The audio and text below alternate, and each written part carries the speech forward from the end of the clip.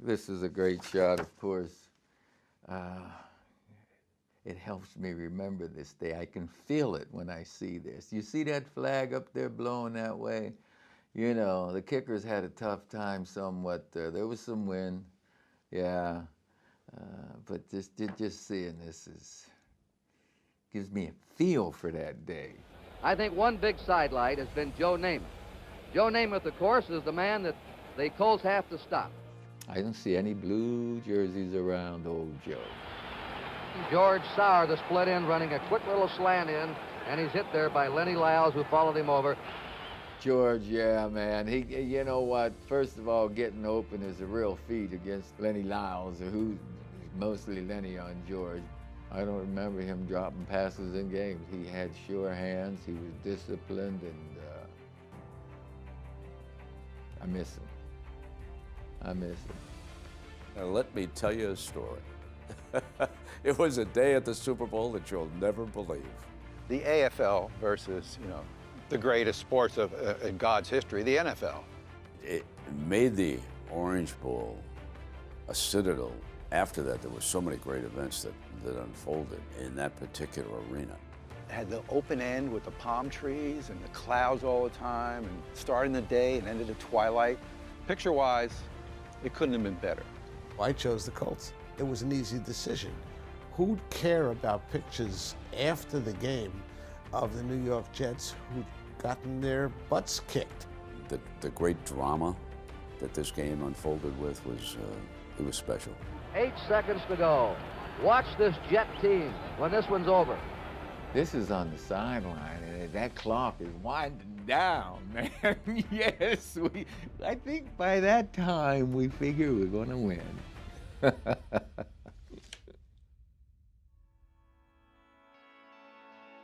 In the heart of Miami's Little Havana, they emerge from the sidewalk like creamsicle-colored tombstones.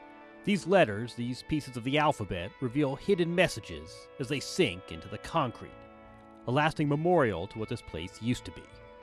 The Miami Orange Bowl, a venue now lost to time, whose greatest day, a warm January Sunday in 1969, is forever captured in the photographs, snapped by award-winning SI photographers Walter Iooss and Neil Leifer.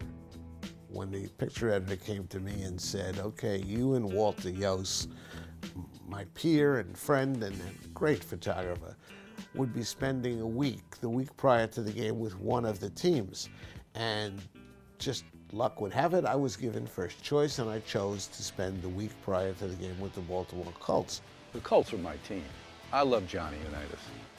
I didn't grow up in Baltimore, but I fell in love with the Colts after they won in the famous sudden death game in '58.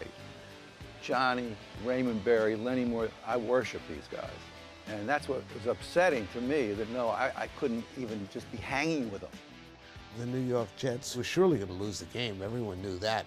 So I chose the Colts, and Walter Iooss ended up spending a week with the New York Jets and got one of the great Super Bowl pictures of all time.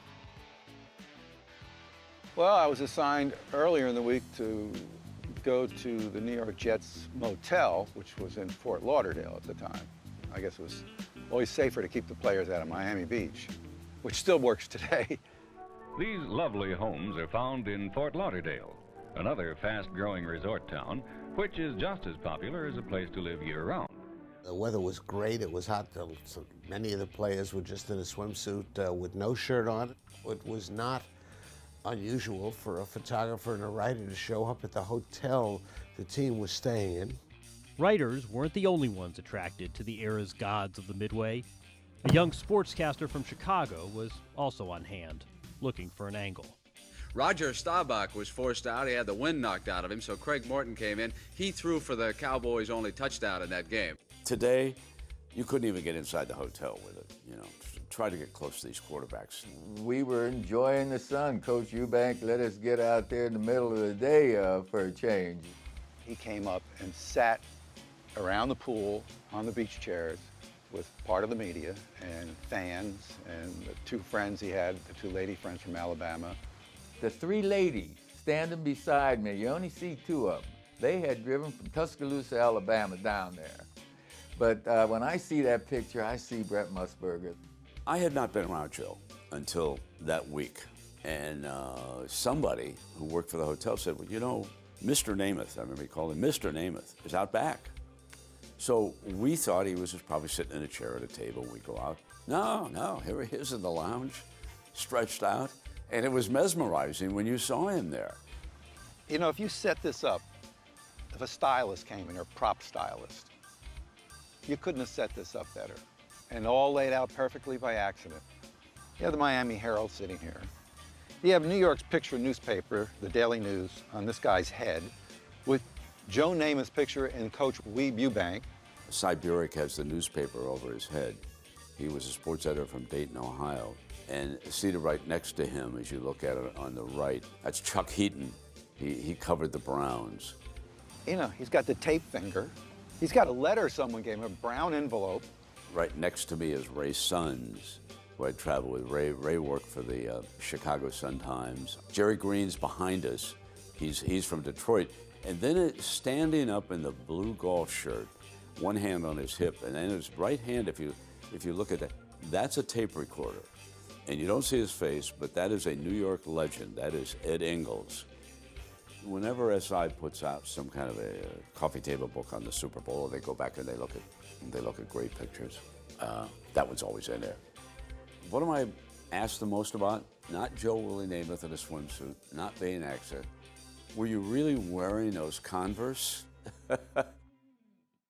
Today, the hotel where the team is staying is off limits, and it's off limits with security to make sure it stays off limits.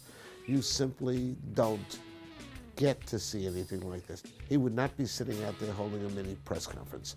Who could do that today? Who could sit there and handle that scene? Because he was such a charming guy, Joe. But you think Tom Brady doing that? I don't think so. Aaron Rodgers? No.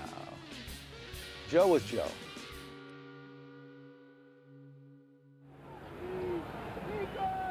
Namath has not been bashful this week. He's come down here to Miami, and he has said that the Jets are going to win. He doesn't even predict it. He said, I guarantee a Jet victory. My wife and I were at the country club that night when Joe made the guarantee. I wasn't making a lot of money at the time, and so if anybody offered me a nice evening meal and a chance to hear Joe, you know, I went. When I said we're going to win the game, I guarantee you, this was after 10 days, 11 days of being told somebody was going to kick our butts. Excuse me? Now, how would you feel about somebody over 10 days, everybody's saying, you're going to lose. Oh, these guys, they're going to kill you. When I said we're going to win the game, I guarantee you, I meant every bit of that, man. I knew we were going to win. That's how I felt going into it. He can say whatever he like. There's no way they're going to beat the Colts. He was the villain, man, okay. Joe had become, with one word, the villain of the piece, which is great when you're building up a sports drama. Journalists need stories. Other than that word, who'd care? But what a great word, what a great headline. The written word is all powerful, and the headlines meant a lot more, how you can characterize certain people. We knew what we were playing for. We knew. And we were representing the AFL, man, and we lost the first two. It's one thing to capture athletes sunbathing, but snapping the right shot at just the right moment on football's biggest day, that's something else entirely.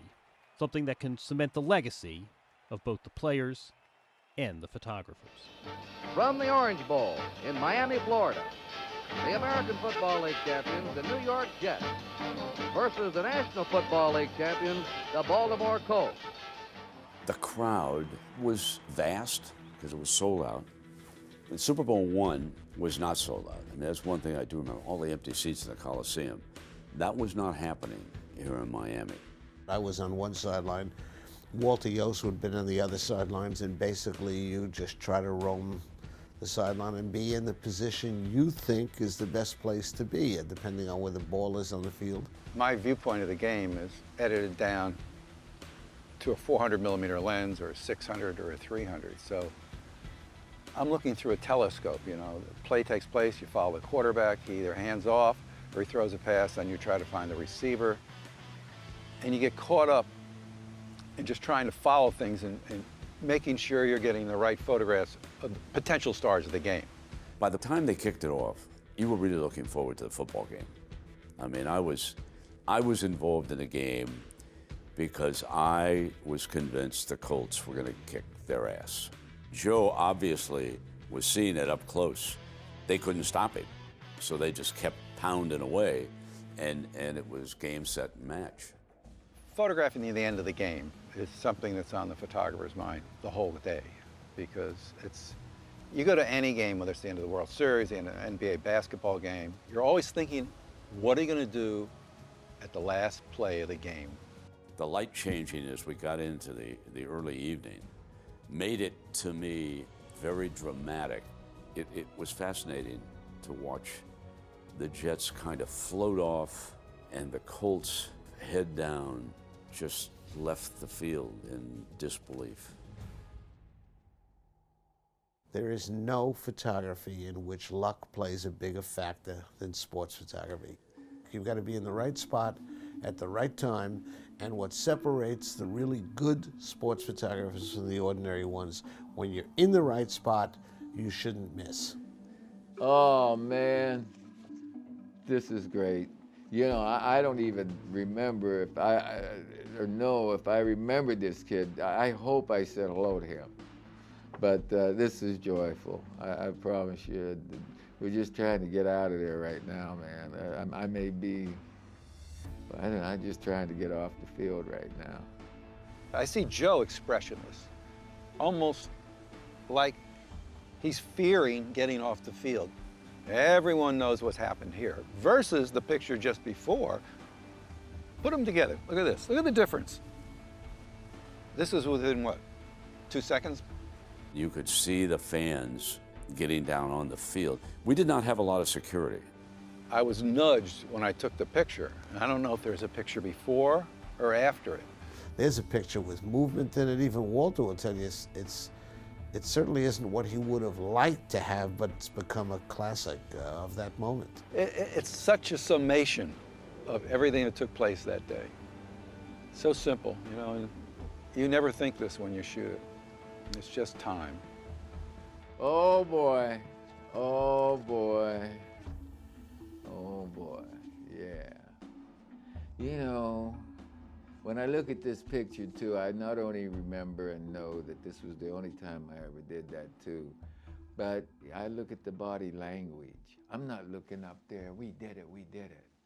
I didn't feel that. This is respectful. The AFL, this is with respect I did that. We are finally number one. I'm glad he caught that.